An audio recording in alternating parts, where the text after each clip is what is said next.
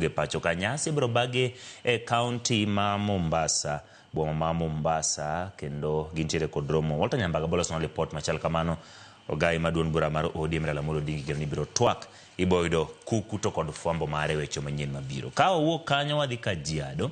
Jo Kenya kwa mondo nyakwe kinde ma piny Kenya ikore ne yiero maduong' mar higa mag 2027. Jotelo mopogore wacho ni ting' mar oganda duto nyayo kwe kaka en okang' mar geng'o maundu kendo jiwo kanyakla mar oganda jo Kenya duto. Rowero kwa mondo bende ondikre kaka joluto ombulu mondo okonygi e chenro mar timo yiero makare kendo yiero jotelo mag dwaro ka jotelo mag siasa maketo piny owacho tesre bende wacho ni okang' makare magolo jotelo ma jopiny ok dwa en kokalo e yiero to kokalo e maundu. Jotelo mamoko bende medo ni jodak ma Kajiado bed machiegni kod weche yiero ma piny Kenya mangima kar bedo mana joneno Otema kamagno chwale kinde nyasi malamo ne kanisa ma Tent Revival e boma ma Kajiado.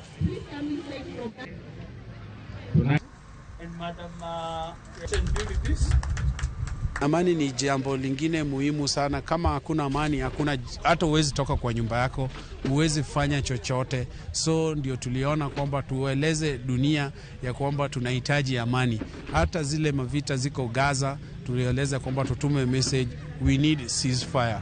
We need non-violence action katika duniani, hata hapa Kenya. Sio Gaza tu peke yake. So amani, amani, amani. It's very important to have internal peace. Try very much to have peace within yourself and also peace without. Because if you are conflicted, you take conflict to another level or to the next person. So we are calling for the youth, our youths across the world actually. We are asking that by the help of God,